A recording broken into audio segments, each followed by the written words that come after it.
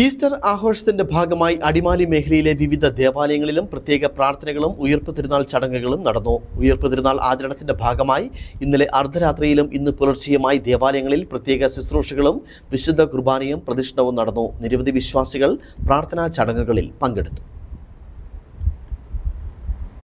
ക്രിസ്തുവിന്റെ കുരിശുമരണത്തിന് ശേഷം മൂന്നാം നാൾ ഉയർത്തെഴുന്നേറ്റതിനെ അനുസ്മരിക്കുന്ന ക്രൈസ്തവരുടെ ഏറ്റവും പ്രധാനപ്പെട്ട ആഘോഷമാണ് ഉയർപ്പ് തിരുനാൾ അഥവാ ഈസ്റ്റർ. പാപത്തിന്മേലും മരണത്തിന്മേലുമുള്ള വിജയമായി കണക്കാക്കുന്ന ഈസ്റ്റർ പ്രത്യാശയുടെയും സന്തോഷത്തിന്റെയും സന്ദേശമാണ് നൽകുന്നത്. ഈസ്റ്റർ ദിനാഘോഷത്തിന്റെ ഭാഗമായി അടിമാലി മേഖലയിലെ വിവിധ ദേവാലയങ്ങളിലും പ്രത്യേക പ്രാർത്ഥനകളും ഉയർപ്പ് തിരുനാൾ ചടങ്ങുകളും നടന്നു.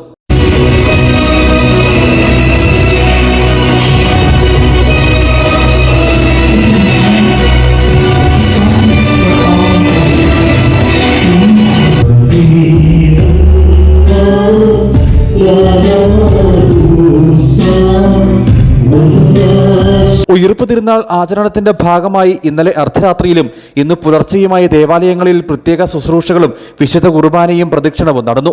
നിരവധി വിശ്വാസികൾ പ്രാർത്ഥനാ ചടങ്ങുകളിൽ പങ്കെടുത്തു. പെസഹ വ്യാഴം, ദുഃഖവെള്ളി എന്നിവയ്ക്ക് ശേഷം വരുന്ന ഞായറാഴ്ചയാണ് ഉയർപ്പ് തിരുനാൾ ആചരിക്കുന്നത്. ഉയർപ്പ് ഞായർ മുതൽ പെന്തക്കുസ്ത തിരുനാൾ വരെ 7 ആഴ്ചകൾ ഉയർപ്പ് കാലമായി ആചരിക്കുന്നു. News bureau, Adimali.